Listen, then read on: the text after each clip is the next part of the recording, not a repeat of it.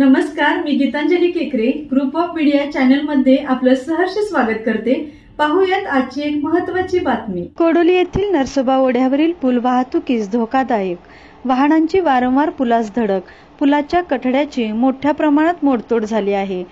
बोरपाडरी रस्त्यावरील कोडोली येथील नरसोबा ओढ्यावरील पुलाच्या बांधकामास भेगा पडल्याने वाहनांची पुलास वारंवार धडक व अवजड वाहनांमुळे हा पूल वाहतुकीस धोकादायक ठरला आहे।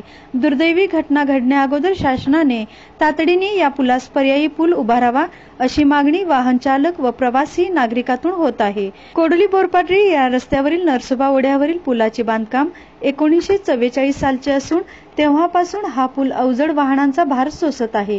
या पुलास 15 फुटाचे गाळे कमानी असून या पुलाची 150 फूट लांबी आहे।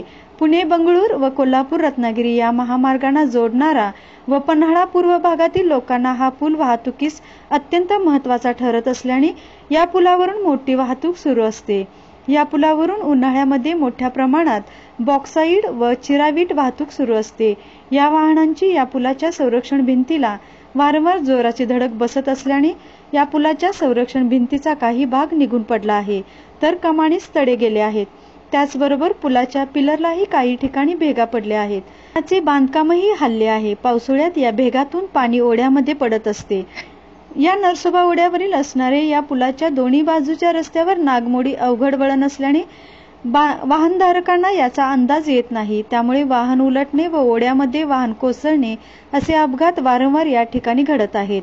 या रस्त्यावरील हा अरुंद पोल व पुलाजवळील नागमोडी वळणामुळे एका वर्षामध्ये 140 वाहनांचे अपघात झाल्याची नोंद कोडोली पोलिसात झाली आहे। एकूणच या पुलाची मोठी दुरावस्था झालेली आहे। ग्रुप ऑफ मीडियासाठी गीतांजली केकरे, Warna, Kodoli. Group of media चॅनलला लाईक करा, सबस्क्राईब करा आणि शेअर करा।